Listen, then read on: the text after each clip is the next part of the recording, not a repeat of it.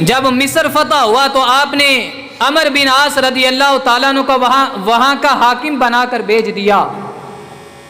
تو وہاں کے لوگ جمع ہو کے حضرت عمر بن عاص رضی اللہ تعالیٰ عنہ کے پاس آئے،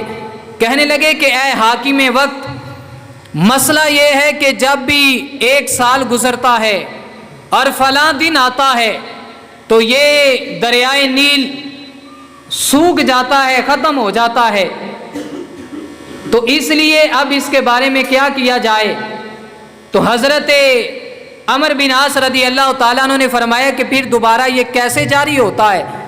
تو کہنے لگے کہ ایک جوان لڑکی اسے دلہن کی طرح سجا کے، اتنا زیور پہنا کے دریائے نیل کی سپرد کر دیا جاتا ہے تو دریائے نیل چلنا شروع کر دیتا ہے۔ حضرت عمر بن عاص رضی اللہ تعالیٰ عنہ نے جب یہ بات سنی تو فرمایا کبھی بھی ہمارا دین اسلام اس بات کی اجازت نہیں دیتا ہے۔ لوگ پریشان ہو گئے کہ دریائے نیل کیسے چلے گا؟ حضرت عمر بن عاص رضی اللہ تعالیٰ عنہ نے فوراً خط لکھا اور مدینہ پاک میں حضرت عمر رضی اللہ تعالیٰ عنہ کے پاس بھیج دیا اور عرض کی کہ معاملہ یہ ہے، یہ صورت ہے جس کی وجہ سے دریائے نیل رک گیا ہے۔ تو حضرت عمر رضی اللہ تعالیٰ عنہ نے فرمایا کہ آپ نے بالکل جواب صحیح دیا کہ اسلام کسی جوان لڑکی کو کسی دریا کے سپرد کرنے کی اجازت نہیں دیتا، اور فرمایا کہ آپ نے پریشان نہیں ہونا، میں اس کے ساتھ ایک رکا بھیجوں گا، فرمایا وہ رکا تم نے دریائے نیل کے درمیان میں رکھ دینا ہے، اللہ دریائے نیل کو جاری فرما دے گا۔ آپ کا خط آیا۔ ادھر جب چند دن گزر گئے، لوگ پریشان ہو گئے، انہوں نے نقل مکانی کرنی شروع کر دی، یہاں سے ہجرت کرنی شروع کر دی، کیونکہ پانی جب نہیں ملے گا کھیتی باڑی کے معاملات سارے خراب ہو جائیں گے۔ وہ لوگ پریشان ہو گئے کہ اب دریائے نیل کیسے چلے گا؟ تو جب وہ خط حضرت عمر بن عاص رضی اللہ تعالیٰ عنہ کے پاس پہنچا، انہوں نے وہ خط لیا اور سب سے پہلے وہ رکا کھول کے دیکھا کہ حضرت عمر رضی اللہ تعالیٰ عنہ نے اس پہ لکھا کہ اس خط میں، اس رکے میں کیا لکھا ہے؟ جب کھول کے دیکھا تو اس میں یہ لکھا تھا کہ میں عمر، اللہ تعالیٰ کا بندہ، امیر المومنین،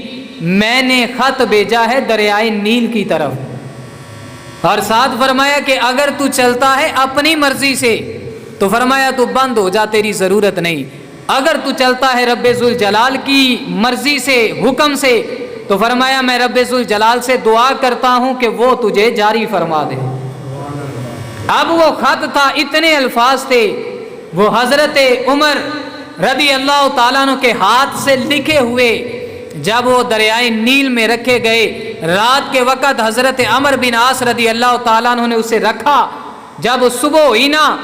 تو رات کو رکھ کے آئے تو صبح دیکھا تو دریائے نیل اپنی پوری موجوں کے ساتھ عروج پہ آیا ہوا ہے۔